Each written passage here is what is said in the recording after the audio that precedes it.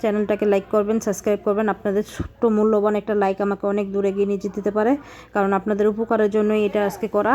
তো দেখুন আমাদের 1 মাস রমজান জুড়ে আমরা কীভাবে এই খাবারগুলো সংরক্ষণ করে ডিপ ফ্রিজে রাখা যায় সেই প্রসেসিংটা সহকারে আপনাদের দেখাবো। তো এখানে আমি তেল আর পেঁয়াজ গরম বসিয়ে দিয়েছি চুলাতে। তখন আমি সমোসার পুরটা বানাবো। সমোসার পুর আর রোলের পুর একই হয়, তো আমি একইভাবে বানিয়ে নিলাম। তো দেখতেই পাচ্ছেন বন্ধুরা আমি কীভাবে ভিতরে পুরটা বানাচ্ছি, আপনাদের সুবিধার জন্য সুন্দর করে দেখাচ্ছি।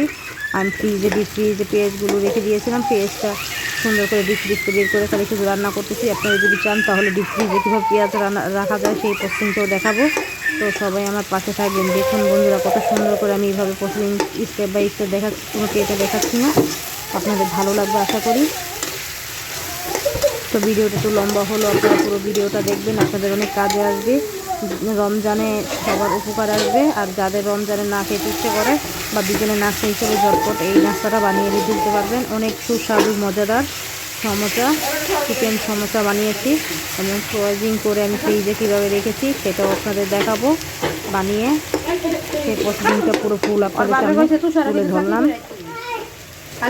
দেখুন আপুরা ভাইয়ারা যারা না পারেন বা আমার কাছ থেকে একটু শিখে নেবেন। তো আপনারা যদি পারেন তাও আপনারা কমেন্ট বক্সে জানাবেন যে আপু আমরা পারি। তো ঠিক আছে, তারপর ভালো আপনারা পারলে দেখুন আমি আমার মতো করে আপনাদের দেখাচ্ছি। তো আমাদের হচ্ছে বড় ফ্যামিলি, আমরা সবাই বড় ফ্যামিলির জন্য বেশি বেশি করে রান্না করি, সেগুলো আপনাদের সামনে দেখাচ্ছি। দেখুন আমরা অল্প স্বল্প বানাই না, অনেকগুলো সমস্যা বানিয়ে ফেলেছিলাম, সেগুলো আপনাদের সামনে তুলে ধরবো। এখানে পেঁয়াজটা আস্তে আস্তে লাল হচ্ছে, ঠিক কীভাবে আমি আস্তে আস্তে পেঁয়াজগুলো লাল করছি সেটাই আপনাদের স্টেপ বাই স্টেপ দেখাচ্ছি। তো পেঁয়াজগুলো লাল হতে যদি একটু গল্প করতে থাকি। এখন গল্পটা শুরু করা যাক। একটা গল্প তোমরাই ভাবো। একটা ছোট্ট রাঁধুনি সকালে ঘুম থেকে উঠে মিষ্টি গন্ধে পুরো ঘরটা ভরে দেন। তিনি প্রতিদিন ছোট্ট একটা করে রেসিপি নিয়ে সকালবেলা হাজির হন।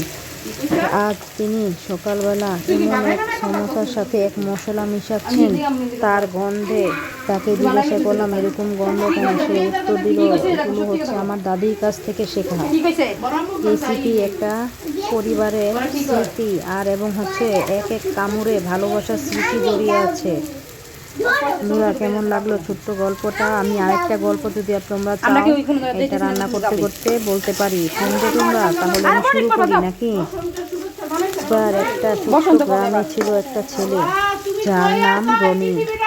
রনি প্রতিদিন সকালে তার গ্রামের পুকুরে ধারে গিয়ে মাছ ধরা আর পাখি দেখার স্বপ্ন দেখে।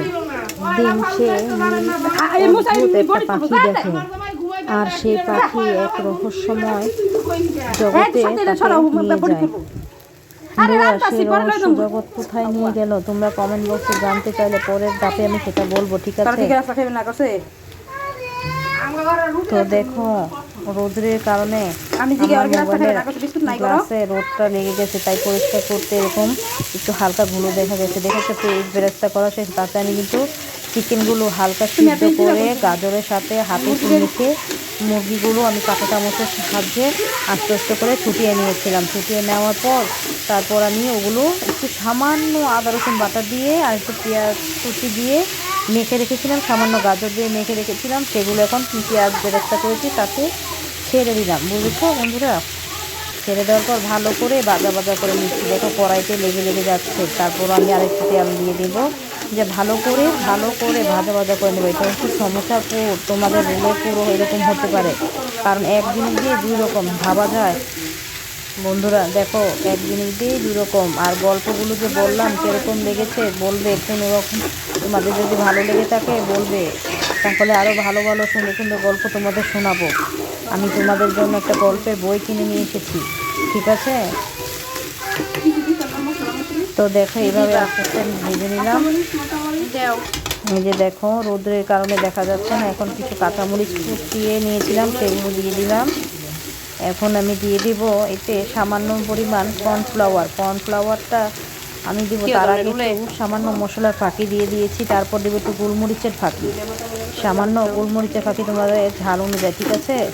এগুলো ভালো করে মিক্স করে নেড়ে চেড়ে ভাজা করে নিচ্ছি। সমোসার পুরটা যত মজা হবে তত ভালো হবে। আমি এখানে চিকেন দিয়ে ভালো করে সমোসার পুরগুলো তৈরি করলাম। এখন আমি নিয়ে আসবো কর্নফ্লাওয়ার। বললাম কর্নফ্লাওয়ারটা দিলে একটু মাখা মাখা হয়।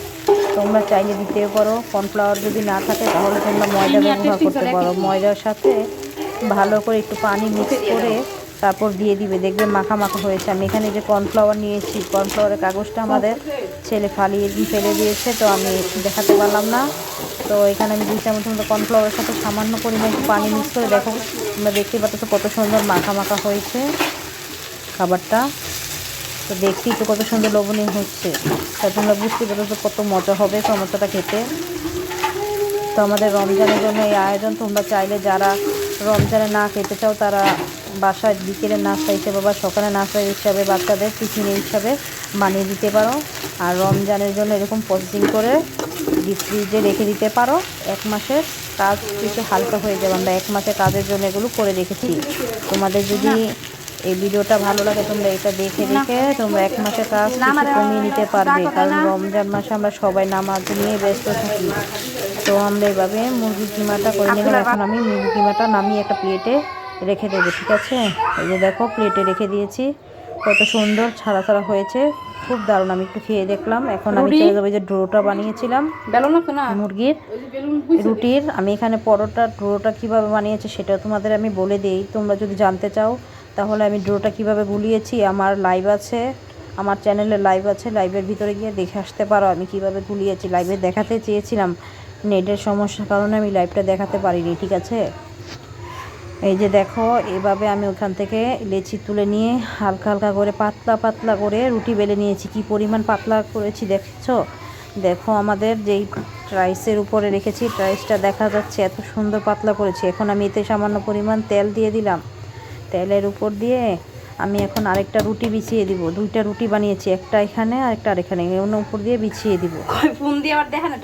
দেখেছো 2টা একসাথে বিছিয়ে দিয়েছি। তোমাদের ফ্রাই প্যান থাকুক বা কড়াই থাকুক বড় ধরনের, সেখানে এভাবে হালকা চুলার আঁচ দিয়ে হালকা হালকা করে ভেজে নেবে, যে হাতে ধরা যায়।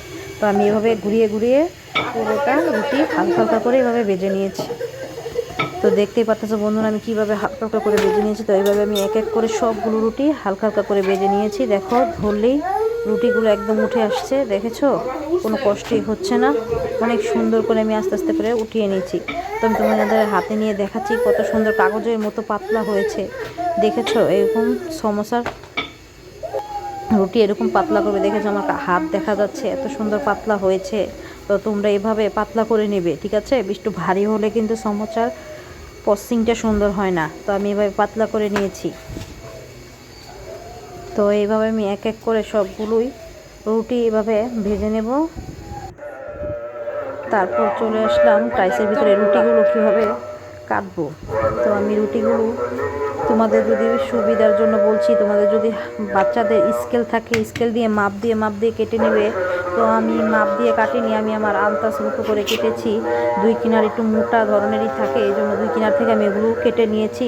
তো আমি আমার মাপ মতো কেটে নিচ্ছি। তোমরা তোমাদের স্কেল দিয়ে মাপ দিয়ে কেটে নিবে, ঠিক আছে? তোমাদের যদি বুঝতে অসুবিধা হয় তোমরা কমেন্ট বক্সে বন্ধুরা জানাবে, ঠিক আছে? আমি এরকম করে এক এক করে সবগুলো এভাবে কাটছি।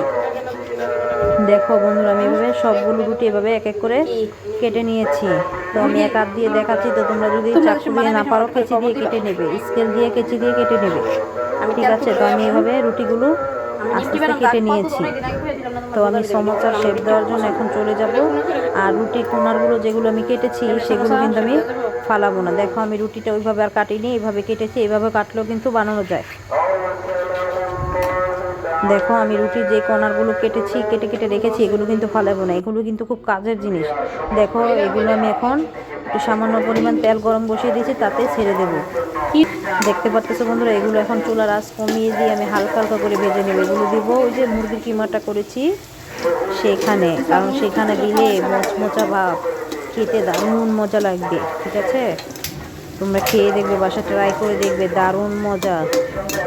আমরা সচরাচর বাসায় কিনে খাই বা পয়জিং করা সমোসা আমরা দোকান থেকে কিনে ডিপ ফ্রিজে, ওগুলো খাওয়ার থেকে বাসায় ভাবে তৈরি করে নিজেরা সেরকম করে 2 মাস 3 মাস রেখে দিতে পারো, ঠিক আছে। আমি যে প্রসেসিংয়ে বানিয়েছি 2-3 মাস রাখা যাবে। দেখো বন্ধুরা, আমি সবগুলো বানিয়ে নিয়েছি। এখানে কিন্তু অনেকগুলো সমস্যা হবে, তো সবগুলো তোমাদের বানানো দেখাতে পারতেছি না। কিছু কিছু প্রসেসিং আমি তোমাদের দেখাচ্ছি। এমনিতে ভিডিওটা অনেক লম্বা হয়ে গেছে, আর লম্বা করতে যাচ্ছি না। দেখো আরও কিছু আমি নিমটির মতো ভেজে নেবো। এই যে দেখেছো আমি ভেজে নিয়েছি এগুলো এখন হাতের সাহায্যে আমি ভেঙে নেব। একটা পাত্রে এগুলো নিয়ে দেখো হাত দিয়ে মুড়মুড় করে ভেঙে যাচ্ছে, দেখতে পাচ্ছি তো বন্ধুরা। দেখো এভাবে ভেঙে আমি ওই পুরের ভিতরে একসাথে মিক্স করে নেব। দেখো আমি হাত দিয়ে কিন্তু খুব সুন্দরভাবে এগুলো ভেঙে যাচ্ছে। বন্ধুরা, তোমাদের যদি ভিডিওটা ভালো লেগে থাকে তাহলে লাইক সাবস্ক্রাইব করে আমার পাশে থাকবে, শেয়ার করে দিবে অন্য বন্ধুদের কাছে। আরও যদি ভালো ভালো ভিডিও দেখতে চাও আমার চ্যানেলে চলে যাবে, আরও সুন্দর সুন্দর গ্রাম বাংলার সব ভিডিও আছে। তোমাদের যদি এই ভিডিও দেখে কোনো অসুবিধা হয় বা কোনো কিছু বুঝতে না পারো তাহলে আমাকে কমেন্ট করবে, আমি কমেন্টের সাথে উত্তর দিয়ে দিব। তোমরা যদি কোনো কিছু শিখতে চাও, ঠিক আছে। আর রোলটা যে বানিয়েছি সেই রোলের যদি ভিডিওটা চাও তাহলে সামনে রোলের ভিডিওটাও আমি ছেড়ে দেব, ঠিক আছে। আমরা কিভাবে পরোটা রোল সব কিছু প্রসেসিং করে ডিপ ফ্রিজে রেখে দিয়েছি, সবগুলোই আমরা ডিপ ফ্রিজে রেখেছি। তোমরা যদি সেগুলোর পরোটাও কীভাবে প্রসেসিং করে ডিপ ফ্রিজে রেখেছি সেই প্রসেসিংটা যদি দেখতে চাও সেটাও দেখাবো, ঠিক আছে বন্ধুরা। তোমাদের জন্যই তো সব কিছু। তোমরা কবে দেখবে কমেন্ট করে জানাবে যে আপু কবে দেখাবে। আর আমার আঙুলও দেখতে পাচ্ছ একটু দাগ, এগুলো হচ্ছে ভোট দিতে গিয়েছিলাম, এই জন্য এরকম একটু দাগ হয়েছে। বন্ধুরা, এখন আমি চলে যাবো সমোসার শেপগুলো দেওয়ার জন্য, ঠিক আছে বন্ধুরা। সমোসার শেপগুলো আমি আস্তে আস্তে এভাবে দেবো। এই যে দেখছো আমি আবার নিমকিগুলো অনেকগুলো ভেজেছিলাম, ভেজে মুচমুচ করেছিলাম। এগুলো মিক্স করতে তো সুন্দর লাগে, এগুলো মিক্স করে একসাথে মিক্স করে মিলিয়ে নিয়েছিলাম।